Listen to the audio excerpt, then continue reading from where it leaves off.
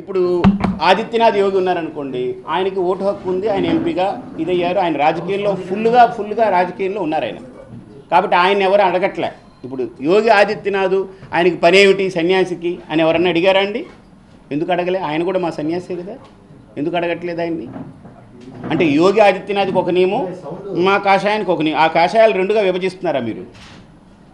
మీరెవరు విభజించడానికి మమ్మల్ని? ఆయన్ని మీరు అంగీకరించి ఈరోజు భారతదేశంలో నెంబర్ 1 చీఫ్ మినిస్టర్ అని మీరే కోడే కూస్తుంటే ఆయన ఒక పక్క పొగుడుతున్నారా? రాజకీయ నాయకుడు అయిపోయి ఆయన ముఖ్యమంత్రి స్థానంలో కూర్చున్న వాడినేమో మీరేమన్నారు అంటే మేము రాజకీయాలు మాట్లాడకూడదు కానీ రాజకీయ స్థానంలోకి వచ్చేసేయడం కోరుకుంటున్నారనమాట. అయితే మీరు పరోక్షంగా అంతే కదా, అందులో కూర్చుంటే ఒప్పుకుంటారు అనమాట. మేము మాట్లాడితే ఒప్పుకోరు కానీ అందులో కూర్చుంటే ఒప్పుకుంటారు. సరే అయితే ఏదైతే దేవుడి నిర్ణయం. కానీ ఏమండి, కౌన్సిల్కి ఇప్పుడు ప్రయత్నాలు జరుగుతున్నాయి, త్వరలో వచ్చేస్తుంది.